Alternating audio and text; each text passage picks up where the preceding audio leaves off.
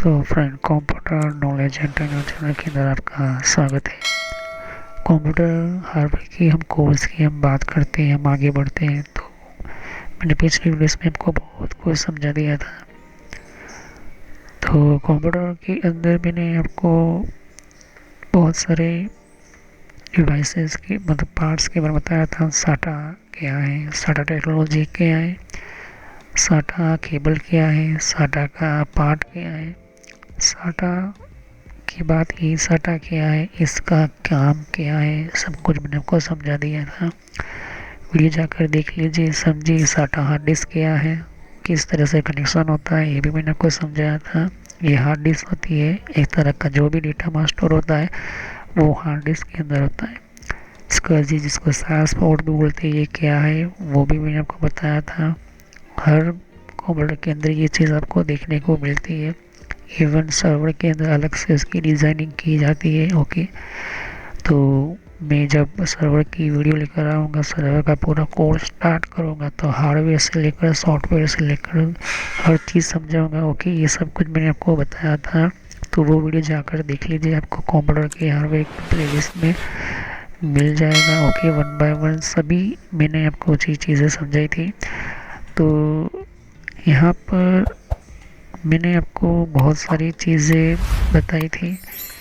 Okay, तो मैंने आपको ये भी बताया था कि हमारे कंप्यूटर के अंदर जो अलग अलग तरह की कूलिंग डिवाइसेस होती है, कूलिंग सिस्टम्स होती है, ये भी बताया था। तो कंप्यूटर हार्डवेयर की प्लेलिस्ट में आप जाकर देख लीजिए, कूलिंग सिस्टम कौन सी होती है, कैसे होती है, किस तरह की होती है, ये भी मैंने आपको वन बाय वन समझाया था। ओके, ये बहुत ही इम्पोर्टेंट पार्ट है और भी बहुत कुछ आपको देखने को मिल जाता है। ओके, तो ये जो है बहुत सारे डिफरेंट टाइप की मैंने आपको सीपीयू फैन और भी बहुत सारी चीज़ें आपको समझाई थी।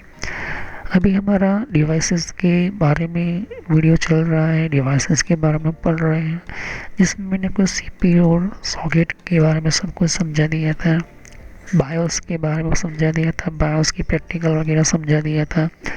अभी हमारा जो चल रहा है वो रैम डिवाइस के बारे में चल रहा है, उसके टाइप्स की बाद में हम बात कर रहे हैं। अभी रैम क्या है, रैम कैसे काम करती है, रैम का काम क्या होता है, कैसे काम करती है, कहाँ पर लगती है, कैसे लगानी होती है, ये भी मैं आपको जो है समझाऊंगा। लेकिन अभी हमारा रैम का जो है अभी हमारा सब्जेक्ट चल रहा है। ओके, फिर हार्ड डिस्क के बारे में समझाऊंगा, फिर आपको फ्लॉपी डिस्क क्या होती है, फिर C D V D system समझाऊंगा, पी सी आई स्लॉट, फिर A G P slot devices, फिर एल डिस्प्ले क्यू, फिर नॉर्थ बिट डिवाइस क्या होता है, साउथ बिट डिवाइस क्या होता है, जी पी यू जो होता है जिसको ग्राफिकल यूनिट कहते हैं वो क्यों होती है, फैन और हीट सिंक तो मैंने समझा चुका हूँ। ओके, कूलिंग डिवाइस और उसके टाइप्स भी समझा चुका हूँ। सीमोस बैटरी या सीमोस हेडर बोलते हैं, उसको भी समझाऊंगा। डीप स्विच भी समझा चुका हूँ। तो इन कुछ चीज़ें मैं पहले से समझा चुका हूँ। ग्राफिक्स कार्ड वगैरह मैं समझाऊंगा, डिबग कार्ड वो भी समझा चुका हूँ। तो वो वीडियो सभी जाकर देख लीजिए। सीपीयू के बारे में समझा चुका हूँ, उसकी सॉकेट वगैरह आपको कंप्यूटर हार्डवेयर की प्लेलिस्ट में इसकी वीडियो मिल जाएगी। ओके, तो यहाँ पर ये बहुत ही इम्पोर्टेंट है, आप जाकर देख लीजिए।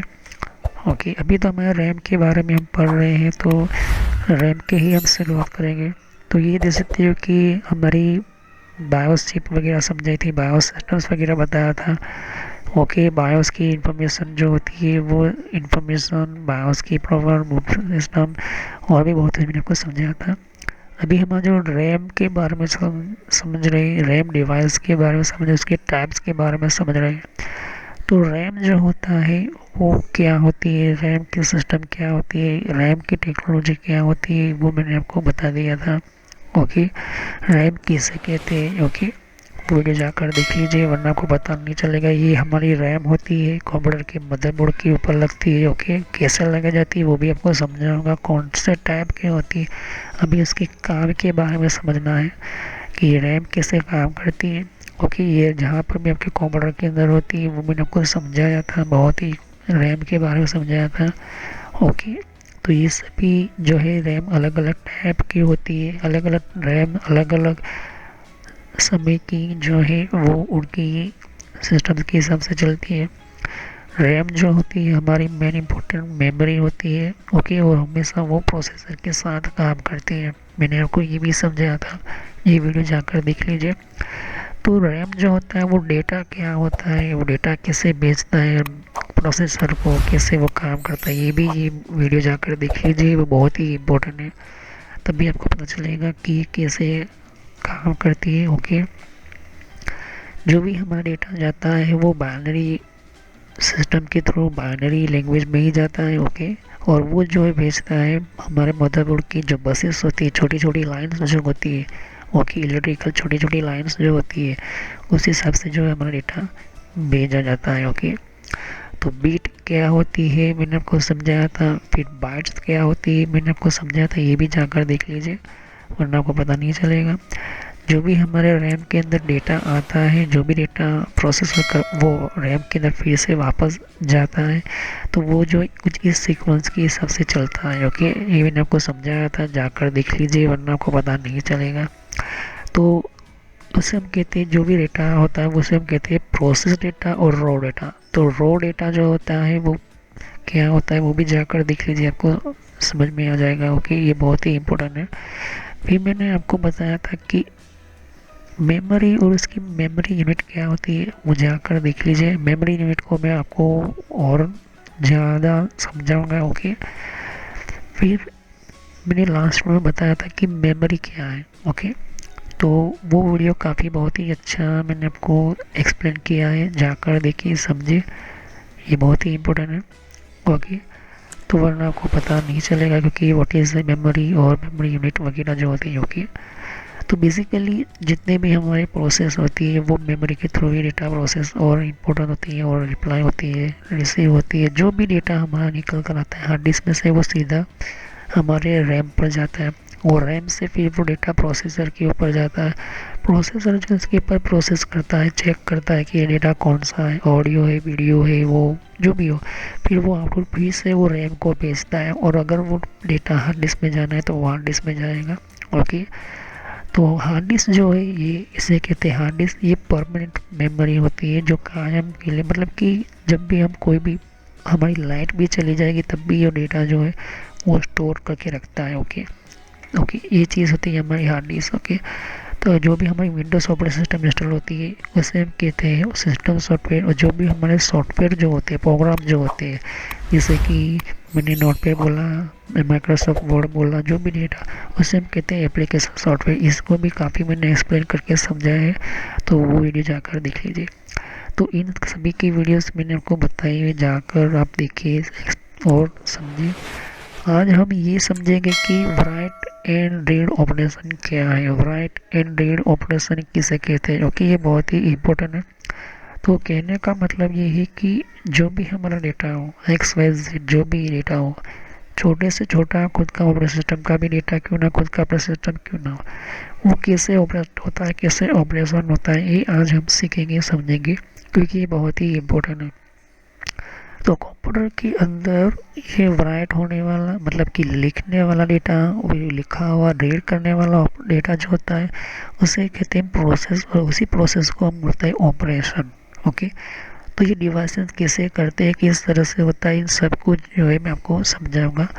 तो चलिए हम वीडियो को शुरू करते हैं और समझते हैं राइट एंड रीड ऑपरेशन।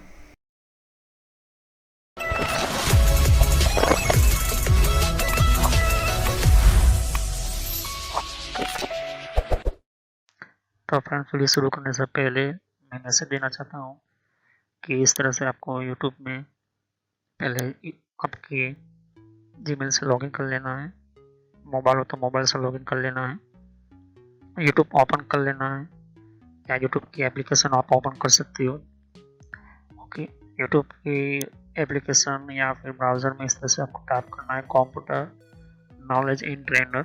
ये इस तरह से आप इसको जैसे ही टाइप करोगे तो यहाँ पर आपको ये जो है आपको इस तरह से देखने को मिलेगा। ये चैनल है मेरी, ओके।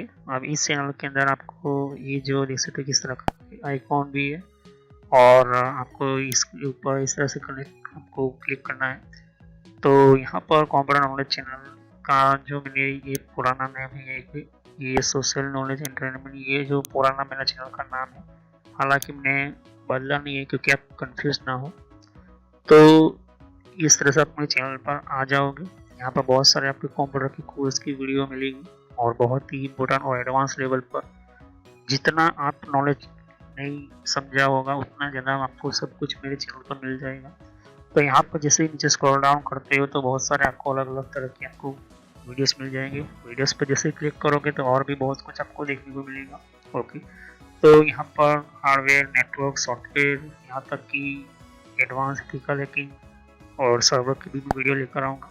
तो जितनी भी प्लेलिस्ट है आपके सामने दिख सकते हो, पहले सब्सक्राइब कर लीजिए।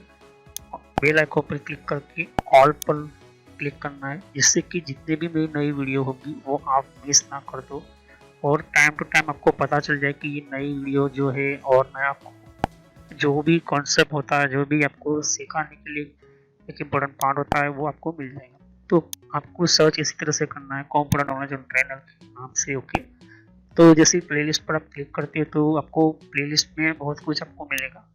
अगर आप कंप्यूटर में नए हो, आप कंप्यूटर के बारे में कुछ पता ही नहीं है, तो आपको जो भी आपको बेसिक से आपसे स्टार्ट कीजिए। ओके, तो जिसको रेड हैट लिनक्स पढ़ना है, जिसको एथिकल हैकिंग पढ़ना है, वो आपको वो मिलता रहेगा कंटेंट में।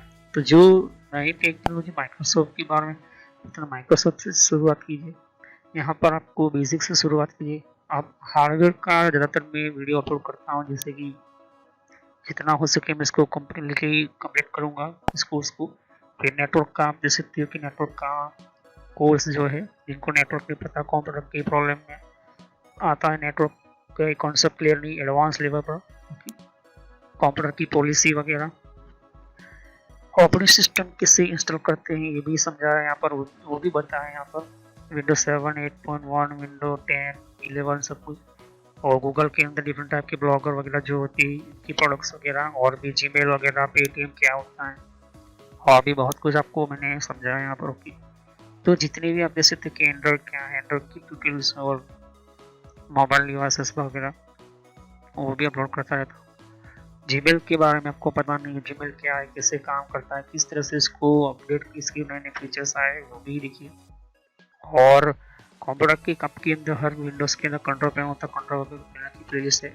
तो आप शुरुआत कीजिए विंडोज बेसिक्स से। Okay, Windows 7 basics. अगर आपको कंप्यूटर के बारे में कुछ भी नहीं पता तो विंडोज 7 बेसिक्स से शुरुआत करोगे तो आपको पता चलता रहेगा टाइम टू टाइम। ओके, तो यहाँ पर आप ध्यान दे सकते हो कि उसके बाद आपको शुरुआत करनी है यहाँ पर माइक्रोसॉफ्ट की सॉफ्टवेयर से।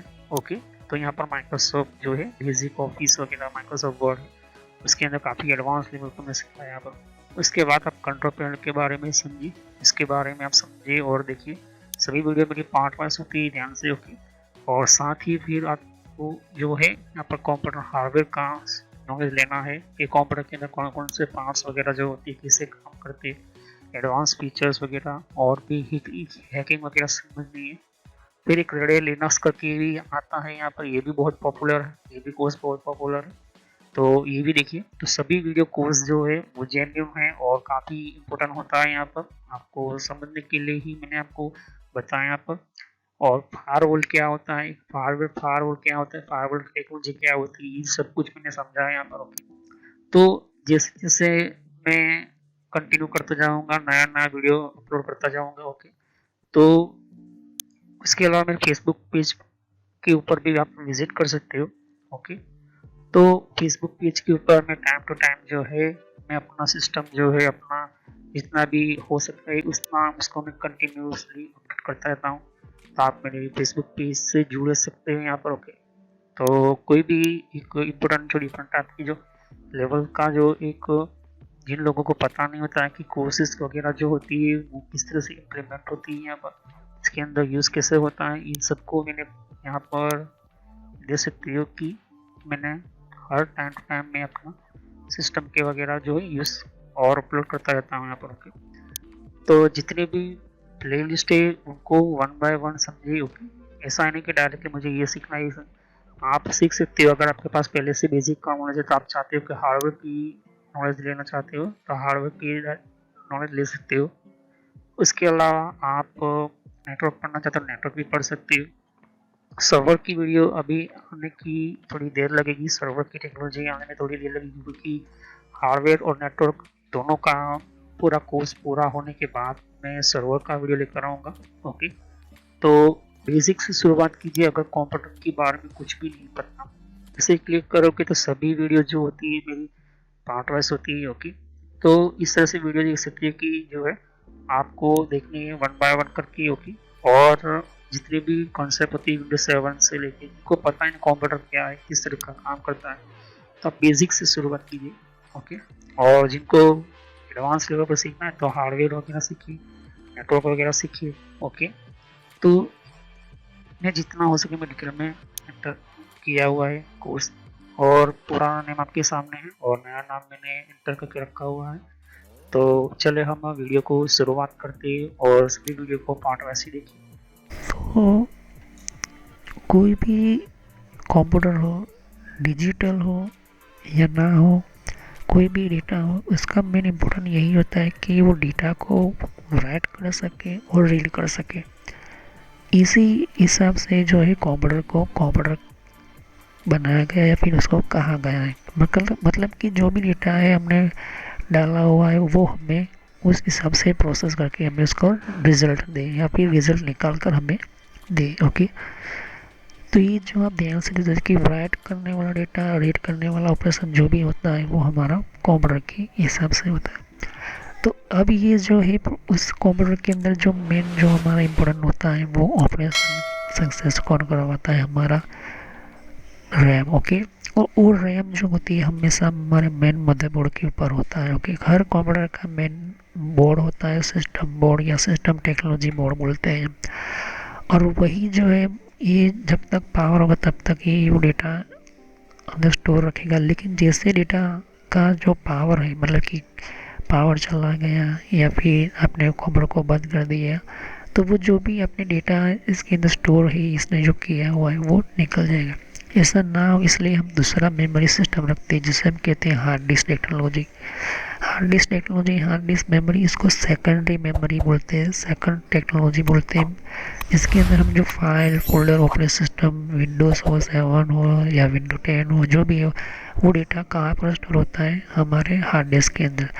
तो जो डेटा हमारा इसके अंदर स्टोर हो जाता है, फिर लाइट चली जाए कुछ भी हो तब भी वो डेटा इसके अंदर होता है। तो जब भी मेमोरी को जो चाहिए होगा वो डेटा वो यहाँ से निकाल कर वो दे देता है। ओके, और वो यहाँ से वो इसको भी चेंज करता है।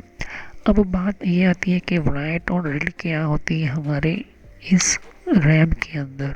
ओके, ये मेन इम्पोर्टेंट है। तो इसका मेन जो काम जो होता है, मेमोरी मतलब कि डेटा जो भी हार्ड डिस्क में से निकल कर आएगा वो मेमोरी अपने अंदर स्टोर कर लेती है। ओके, और ये जो हम यूँ कहें कि ये हमारे हार्ड डिस्क से कई गुना ज़्यादा जो है रैम जो है फास्ट काम करती है। ओके, जितनी फास्ट हमारी रैम, हमारा प्रोसेसर होगा। ओके, प्रोसेसर देख सकते हैं कि प्रोसेसर के बीच में चार चीज़ें मेन इम्पोर्टेंट होती है। ALU होता है arithmetic logic unit, control unit, memory unit, cache memory और रजिस्टर्स। ओके, अब इन सभी चीज़ों को मैं पढ़ा चुका हूँ, बता चुका हूँ प्रोसेसर की वीडियोस के अंदर, जाकर देख लीजिए। कंप्यूटर हार्डवेयर की प्लेलिस्ट में आपको फिर CPU के बारे में बहुत कुछ आपको जानकारी मिल जाएगी। तो यहाँ पर हम ALU की बात करते हैं। और ओके, तो यहाँ पर अर्थमेटिक लॉजिक यूनिट ये चेक करता है कि जो हमारा जो भी डेटा है, जो भी हमारा इंटरप्रेटर सॉफ्टवेयर जो है, जो प्रोग्राम जो है, उस मेमोरी यूनिट के अंदर आया जो भी डेटा है उसको चेक करता है। और कंट्रोल यूनिट इस सिस्टम के ऊपर जो भी डेटा आया है उस कंट्रोलिंग यूँ कहें कि बाइनरी जो होती है, इंटरप्रेटर होता है, वो डिस्टेंस मतलब कि वो चेक करता है कि ये क्या, उस हिसाब से वो कैलकुलेट हो रहा है या नहीं हो रहा। कैश मेमोरी जो होती है वो रैम के ऊपर से लिए हुए डेटा को कैश मेमोरी में आता है और यहाँ से वो प्रोसेस करना स्टार्ट करता है। इंटरप्रेटर सॉफ्टवेयर सब कुछ जो होता है वो मेमोरी यूनिट में स्टोर किया जाता है और वहीं से ALU और कंट्रोल यूनिट दोनों का काम इम्पोर्टेंट बनता है। ओके, तो अगर हमारा प्रोसेसर के अलावा आप ध्यान से देखोगे तो हमारा मदरबोर्ड होता है। मदरबोर्ड के अंदर और भी बहुत सारी चिप होती है, छोटी छोटी चिप होती है, छोटी छोटी आईसी होती है।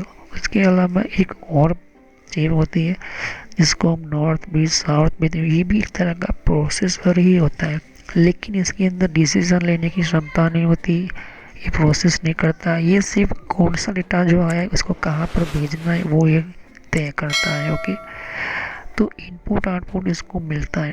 अब हम समझते हैं रीड राइट ऑपरेशन कैसे होता है।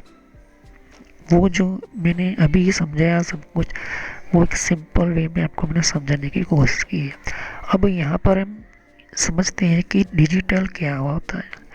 पूरा जो वर्ल्ड जो होता है, world is a group of bits where a memory unit storing binary information. Okay, पूरी दुनिया जो है, जो अभी यू का डिजिटल सिस्टम है, वो सभी जो है बीट पर काम करती है, बाइनरी लैंग्वेज पर ही काम करती है। और यही बाइनरी लैंग्वेज जो होती है वो एक तरह का यूँ कह सकते हैं कि हमारे बाइनरी इंफॉर्मेशन में ही जाती है। हम जो भी देखते हैं, वीडियो देखते हैं, फ़ोटो देखते हैं, हम कोई भी गाना सुनते हैं, हम कोई भी सॉफ्टवेयर बनाते हैं, जो भी हम लिखते हैं, जो भी हम राइट करते हैं, जो भी हम मोबाइल से आज के टाइम के अंदर डेटा भेजते हैं, सब कुछ वो बाइनरी में ही जाता है। क्योंकि डिजिटल जहाँ पर छोटी से छोटी आईसी भी यूज़ होती है, वहाँ पर वो कहीं ना कहीं आप यूज़ करते हो बाइनरी सिस्टम, बाइनरी यूनिट, जिसको हम कहते हैं बिट। तो पूरे वर्ल्ड में अगर हम ध्यान से देखें, आपका कैलकुलेटर वो भी बाइनरी ही है, आपका मोबाइल फ़ोन वो भी बाइनरी कोड पर ही काम करता है, आपका एंड्रॉयड मोबाइल भी बाइनरी काम पर काम करता है। तो बाइनरी डिजिटल और एनालॉग है। एनालॉग सिस्टम्स के अंदर बाइनरी सिस्टम नहीं होती। एनालॉग क्या होता है कि आपको मैन्युअल सभी चीज़ें जो है ऑपरेट करनी होती है, और डिजिटल में क्या होता है कि खुद आप एक छोटा सा स्क्रीन के ऊपर बटन दबाते हो, ऑन करते हो, ऑफ करते हो, ये क्या है, बाइनरी सिस्टम है, वो डिजिटल है। तो अगर सी डीवीडी प्लेयर हो गया, नेटवर्क के अंदर जो सर्वर वगैरह हो गए, हमारे राउटर वगैरह हो गए, सभी के अंदर बाइनरी होती है, बाइनरी सिस्टम होती है। और उनकी खुद की अपनी सिस्टम की अपनी सिस्टम होती है, खुद की अपनी सिस्टम होती है, और उनकी खुद की जो है मेमोरी यूनिट होती है। तो मेमोरी यूनिट जो होती है, ये आप देखोगे तो ये सिर्फ कंप्यूटर की मेमोरी, ऐसा नहीं। अगर आप कहीं पर भी जाओ और अगर यहाँ पर ये इस तरह की दो चिप होती है, वो किसी डिवाइसेस के अंदर सी डीवीडी प्लेयर है, तो सी डीवीडी प्लेयर में अगर दो चिप लगाए हुए तो समझ लो कि वो भी एक मेमोरी ही है। ओके, क्योंकि इस मेमोरी के अंदर उनकी प्रोग्रामिंग, उनके सॉफ्टवेयर की सिस्टम जो है वो फीड की जाती है। फीड का मतलब कि इंसर्ट की जाती है, एंटर की जाती है। अब पूरा जो वर्ड जो पूरा जो शब्द वर्ड जो होता है, ओके, तो जो शब्द जो होते हैं वो 8 बीट के अंदर होता है। ओके, कोई भी हमारा जो वर्ड जो होता है, ओके, पूरा हमारा वर्ड जो होता है वो बीट में होता है, यूनिट स्टोरेज के अंदर। अब ये जो बीट होती है उसे हम कहते हैं बाइट। 8 बीट को हम बोलते हैं बाइट। ओके, अब इसी बाइट का इंस्ट्रक्शन रैम को मिलता है। ओके, डेटा जो होता है वो बाइट के अंदर, और बाइट जो होती है वो बाइनरी में होती है, और बाइनरी जो होती है वो 8 नंबर होती है, ऑलमोस्ट 8 ही होगी आपके पास। इसी हिसाब से इस तरह से जो दे सकते हो आप, यहाँ पर हजारों लाखों बाइट जो होती है रैम के अंदर एंटर होती है जब भी हम कंप्यूटर ऑन करते हैं तब। ओके, तो जैसे कि हमारी मेन कंप्यूटर के अंदर पूरा जो हमारा जो शब्द जो होता है, पूरा जो होता है वो बीट के अंदर, मेमोरी यूनिट के अंदर होता है। ओके, तो वर्ड जो होता है, वर्ड का मतलब शब्द जो होता है वो कोई ना कोई बीट का एक ग्रुप होता है, कोई ना कोई बीट का एक सेट होता है। अगर मैं प्रेस करता हूँ ए, या फिर लिखता हूँ हेलो, तो वो कहीं ना कहीं एक यूँ कह सकते हो कि आप वो जो है वो बीट का ग्रुप होता है, और वो जो बीट आपको दिखाई नहीं देती लेकिन बैकग्राउंड में इस तरह से चलती है, और वो आपको हेलो, जैसे कि देख सकते हो कि मैंने ये लिखा इन्फॉर्मेशन, तो इन्फॉर्मेशन की भी आपके बैकग्राउंड में जो है वो बीट जो है वो ऑन होती है। ओके, उसके अंदर कौन कौन से, देखो नंबर का अलग से बीट नंबर अलग होता है, तो उसका भी अलग तरह का बीट का कोड होता है, सिंबल होता है, कैरेक्टर हो गया, स्ट्रिंग हो गया, इंस्ट्रक्शन हो गया। ये सब कुछ जो होता है आपका कैरेक्टर का मतलब है कि अल्फ़ाबेट वगैरह हो गए, ओके, कैपिटल स्मॉल वगैरह, नई नई लैंग्वेज के हो गए। तो ये सभी का जो है एक बीट होता है, अलग अलग बीट होता है। अब यहाँ पर ये चीज़ आपको ध्यान में रखनी है कि कैश मेमोरी क्यों दी गई है हमारे कंप्यूटर के सिस्टम्स के अंदर। देखिए कैश मेमोरी जो होती है वो इसी का ही एक पार्ट होता है, ओके, लेकिन ये रीड एक्सेस मेमोरी होता है, इसको रोम बोला जाता है। इसके अंदर कुछ स्टोर नहीं होता है। ये सिर्फ जैसे ही वो इंस्ट्रक्शन देता है तो उसी इंस्ट्रक्शन को फॉलो करता है कैश मेमोरी। अगर हमने कोई फाइल ओपन की है या फिर कोई फ़ोटो ओपन की है तो वो सीधा रैम पर आएगा। रैम जो इस फाइल का पूरा डेटा जो है वो बाइनरी में इस तरह से जाएगा कैश मेमोरी के अंदर। कैश मेमोरी फिर प्रोसेसर के पास है, प्रोसेसर के अंदर इसका डेटा जो होता है वो प्रोसेस करके फिर से कैश मेमोरी को डेटा देता है और कैश मेमोरी सीधा रैम को देता है। फिर वो चेक करता है कि ये फ़ोटो का है तो फ़ोटो की साइड पर वो भेज देगा आउटपुट, ओके।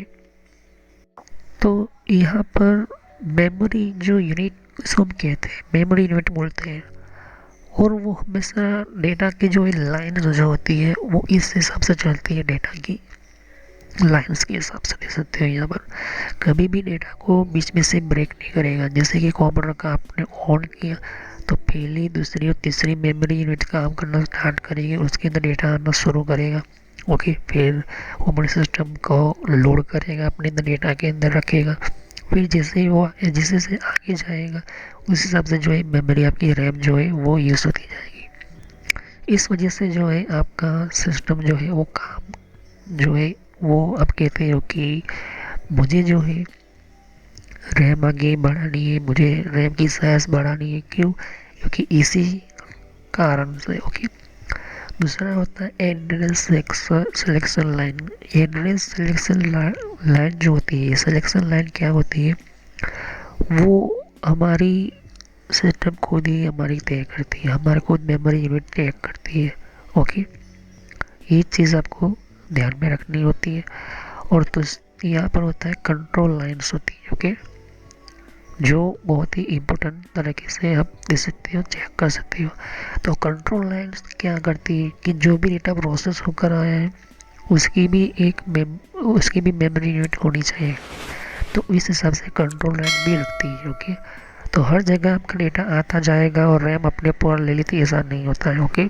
इस वजह से जो है हमें जब भी कोई गेम खेलते हैं तो वो लैग करती है, कोई सॉफ्टवेयर लेते हैं तो वो जो है हमारी रैम जो है, जैसे कि 2 GB की रैम है तो फिर 2 GB का जितना होगा, मतलब कि 2 GB का 30% जो है हमारे ऑपरेटिंग सिस्टम ले लेगी उस जगह को यूज़ करके, ओके। तो वो कैसे लेती है, डेटा लाइन और एड्रेस सिलेक्शन लाइन। तो मान के चलो कि 6 मेमोरी यूनिट जो है वो फुल हो चुकी है, बाकी जो है वो इस हिसाब से काम करेगी और आगे जाकर वो जो है वो ब्लॉक कर देगी अपने अंदर, क्योंकि वो उस साइज को जो है लिमिट क्रॉस हो चुकी है। तो इस वजह से हमें जो है मेमोरी को अपग्रेड करना पड़ता है। हमें रैम की सिस्टम्स को हम 4 GB से 8 GB करते हैं, क्योंकि हमारी मेमोरी यूनिट उतनी कैपेसिटी नहीं रखती है। हर मेमोरी यूनिट जो होती है वो मदरबोर्ड के हिसाब से आप देख सकते हो कि उसकी प्रोसेसिंग, उसकी कम्युनिकेशन, उसकी डेटा की स्टोरेज कैपेसिटी, उसकी साइकिल पर से मतलब कि उसकी फ्रीक्वेंसी रेट बहुत ही इम्पोर्टेंट होती है, ओके। तो जब भी हम कोई भी मेमोरी इंसर्ट करते हैं या फिर मदरबोर्ड के ऊपर हम मेमोरी लगाते हैं तो मेन इम्पोर्टेंट ये होता है कि हमारी मेमोरी की साइज़ 1 GB है, 2 GB है या फिर 4 GB, 8 GB है। ये डिपेंड करता है आपकी मेन सिस्टम के ऊपर, या 16 GB है या फिर 32 GB की है। आपको बहुत बड़ा हाई लेवल का कंप्यूटर लेना है, प्रोफेशनल टाइप का करना है, तो आपको उस हिसाब से मदरबोर्ड, आपका प्रोसेसर, आपकी रैम, आपका हार्ड डिस्क और कैपेबल आपकी सिस्टम ग्राफिक्स का लेना पड़ेगा, तब जाके आप अच्छा गेमिंग कर पाओगे। तो इन सभी का मेन इम्पोर्टेंट पार्ट यही होता है कि हर डिवाइसेस की अपनी कैपेसिटी होती है और इसकी मेमोरी यूनिट के हिसाब से हमारा जो है रैम होती है। तो कहाँ और क्यों होता है ये चीज़ें किस तरह से होती है, देखिए प्रोसेसर हमारा यहाँ पर है, ओके, और ये हमारी हार्ड डिस्क के अंदर हमें डेटा स्टोर करके रखा हुआ है। अब यहाँ पर अगर चाहे तो हम डायरेक्ट सीधा प्रोसेसर को हम डेटा भेज सकते हैं, लेकिन ये पॉसिबल नहीं होता है। क्यों नहीं होता है? क्योंकि प्रोसेसर को जल्द से जल्द रेडीमेड और पावरफुल फास्ट उसको डेटा चाहिए होता है, और ये सिर्फ रैम ही करती है, ओके। तो रैम जो है सीधा पहले तो हमने कोई डेटा ढूंढने की, जैसे कि मुझे कोई फाइल ओपन करनी है, जैसे ही फाइल ओपन कर तो प्रोसेसर जो है इंस्ट्रक्शन भेजता है कैश मेमोरी को, फिर वो रैम के ऊपर जाएगा, फिर रैम जो है उस हिसाब से उस एड्रेस के हिसाब से जो है वो डेटा जाएगा, चेक करेगा हार्ड डिस्क के ऊपर जो भी वो डेटा है, वो फिर से वो रीड करेगा, हार्ड डिस्क जो है वो डेटा रैम को देगा। अब वो डेटा कहाँ पर आया? रैम के ऊपर आ गया। रैम जो वो डेटा स्टोर कर देगी अपने ऊपर, और वो कैश मेमोरी के ऊपर से फिर प्रोसेसर को देगा, प्रोसेसर उसके ऊपर प्रोसेस करेगा, फिर से फिर जो है वो रैम को देगा, और फिर वहाँ से जो भी सॉफ्टवेयर होगा वो ओपन हो जाएगा, ओके। इस तरह से ये चीज़ होती है। तो सॉफ्टवेयर जो इंस्टॉल होती है वो सीधा रैम पर ही क्यों होते हैं, क्यों हार्ड डिस्क के ऊपर नहीं? देखिए रैम जितनी होगी उस हिसाब से ही ये जो है सॉफ्टवेयर आपको सपोर्ट करने को मिलेंगे। अगर 4 GB का सॉफ्टवेयर में से आपका 30% जो है वो ऑपरेटिंग सिस्टम जगह ले लेती है, ओके, क्योंकि ऑपरेटिंग सिस्टम ऑन करने के लिए रैम जो होती है वो मेन इंपॉर्टेंट पार्ट होती है, ओके। और हमेशा प्रोसेसर जो होता है वो अपना मशीन सिस्टम तो ऑन करता है, अपना खुद का अपना एक मेमोरी यूनिट होता ही है, लेकिन इसको ये चीज़ चाहिए कि ये मेन डेटा जो होता है हमारा, जो भी फाइल हो गए, प्रोग्राम हो गए, उसको भी सॉफ्टवेयर को हमें ओपन करना पड़ता है, तब जाके जो है हमारी अंदर उसकी फाइल जो ओपन होती है। जैसे कि माइक्रोसॉफ्ट वर्ड का सॉफ्टवेयर ओपन करोगे तब जाके जो है वो आपका फाइल ओपन होगा। तो वो जो है माइक्रोसॉफ्ट वर्ड या एक्सेल हो गए वो आपकी रैम के ऊपर डेटा आता है, तो उस हिसाब से आपकी मेमोरी और कम हो जाएगी। फिर नया सॉफ्टवेयर डालते हो तो और कम हो जाएगी। वन आपने 4 GB की रैम रखी थी तो आपका 1.6 GB हो गया, ओके। फिर आपका सिर्फ 300 MB रैम बची हुई है। तो अगर अब कोई और ज़्यादा सॉफ्टवेयर डालने की कोशिश करोगे तो वो अंदर से एक मैसेज आता है कि इनसफिशिएंट मेमोरी, मतलब कि आपके पास मेमोरी की जगह इतनी नहीं है। तो वो कैसे चेक करता है? प्रोसेसर चेक कर लेता है कि आपकी इंस्ट्रक्शन जो है वो नहीं हो पाएगी, और अगर आपने ओवरलोड करने की कोशिश करी या तो रैम जो है वो डैमेज हो जाती है, ओके। अब यहाँ पर कैश मेमोरी क्यों दी गई है? देखिए ध्यान में रखिए कि रैम जो है डायरेक्टली प्रोसेसर को डेटा नहीं भेजती, रैम सीधा कैश मेमोरी को भेजता। कैश जो वो डबल साइकिल, मतलब कि डबल पावरफुल उसको डेटा करके भेजती है, और वो प्रोसेस से वो कैश मेमोरी की। अभी कैश मेमोरी की चिप कहाँ पर लगी होती है? मदरबोर्ड के ऊपर ही होती है। मदरबोर्ड के ऊपर एक कैश मेमोरी की सिस्टम होती है, और दूसरी होती है L1 L2 कैश मेमोरी होती है प्रोसेसर के अंदर। तो टोटल 3 तरह की कैश मेमोरी होती है। L1 L2 जो होती है, तो लाइन 1 और लाइन 2 कैश मेमोरी होती है वो प्रोसेसर के अंदर होती है। अगर आप नया प्रोसेसर लेने जाते तो वहाँ पर लिखा था 6 MB, 2 MB, 5 MB, ये क्या होती है? मेमोरी ही होती है, और इसी के अंदर फीड किया जाता है हमारा इंटरप्रेटर सॉफ्टवेयर। और कैश मेमोरी जो होती है वो एक हमारे मदरबोर्ड के ऊपर होती है, जो इंस्ट्रक्शन देती है कि वो कहाँ कहाँ से डेटा राइट करा हुआ है, कहाँ कहाँ से डेटा रीडिंग किया गया हुआ है। तो अगर हमारा ये रैम जो है, पहले हम इस वाले सिस्टम्स की बात करते हैं, तो उसकी ये एक रैम है, और रैम इसकी साइज़ 2 GB है, और ये रैम जो है कौन सी टाइप की है, ये इंफॉर्मेशन जो है वो बताता है प्रोसेसर को। प्रोसेसर उसकी इंस्ट्रक्शन के हिसाब से उसका जो है उसका प्रोग्राम ऑन करता है, और वो जो डेटा होता है वो हार्ड डिस्क को भी वो डेटा भेजता है, दोनों तरफ वो प्रोसेस। तो रैम खुद है, रैम ये खुद इतने साइज़ की है, ये जो है डेटा रैम को भी पता होना चाहिए। तो ये जो है ये दो साइड पर जाती है, एक कैश मेमोरी के पास और दूसरा होता है हमारे हार्ड डिस्क के पास। ओके, तो ये मेन प्रोसेसर जो होता है वो चेक करता रहता है कि कितना रैम है, कितना सिस्टम से है, और ये पता लगाता है एड्रेसेस के ऊपर से। अगर मेरी एक चिप है, ये वाली चिप है, ओके, ये मान के चलते कि ये 2 GB की रैम है, तो 2 GB में ऐसा मान कर चलते हैं ये पहली जो चिप है वो 200 MB की है, और फिर और ये 200 MB की है, फिर 200 MB की है, इस तरह से हम चलते हैं।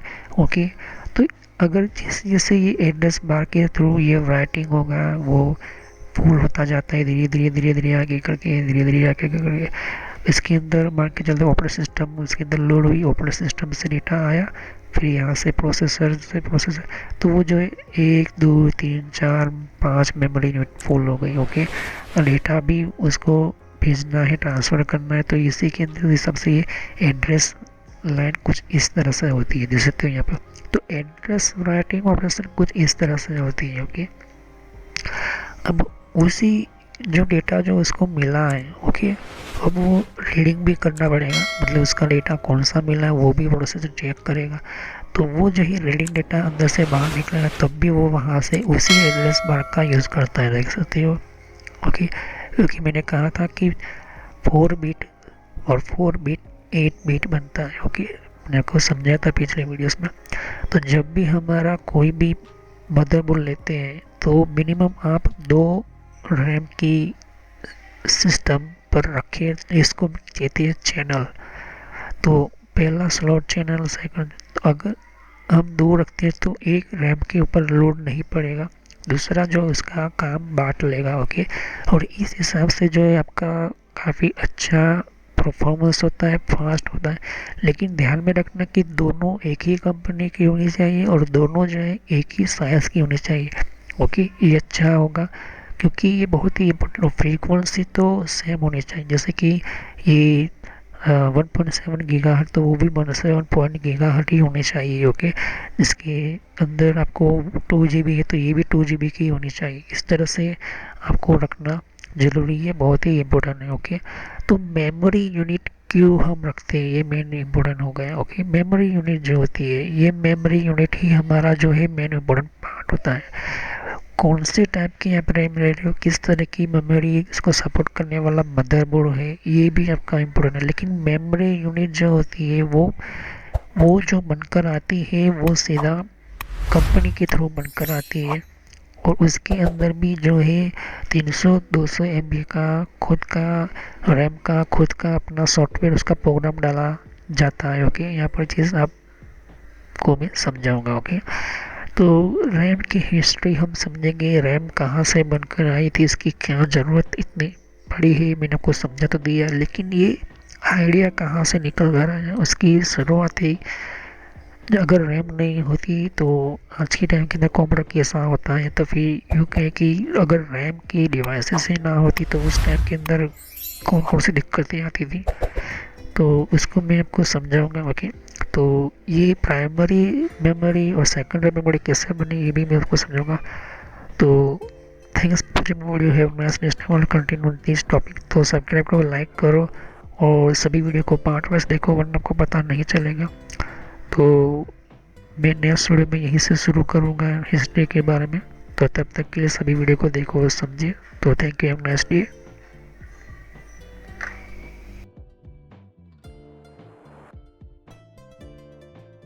जैसे कि यहाँ पर और भी एक जैसे कि विंडो 10 के लिए भी अलग मैंने प्लेलिस्ट बना रखी हुई है। तो विंडो 10 के अंदर भी आप अलग अलग तरह की इन्फॉर्मेशन, जैसे कि विंडोज 10 के अंदर भी तो विंडो 10 की भी आपको जानकारी मिलेगी। यहाँ पर डिफरेंट टाइप की अलग तरह की विंडो 10 की यहाँ पर सीरीज है। ओके, तो हर विंडो 10 के अंदर कौन कौन सी सेटिंग्स होती है, किस तरह की सेटिंग्स होती है, विंडो 10 के अंदर कौन कौन सी फीचर्स होती है, ये भी रखा हुआ है यहाँ पर। ओके, तो यहाँ पर आपकी विंडो 10 के अलावा कंट्रोल पैनल भी है, कंट्रोल पैनल के अंदर भी आपको जानकारी कंट्रोल पैनल क्या होता है।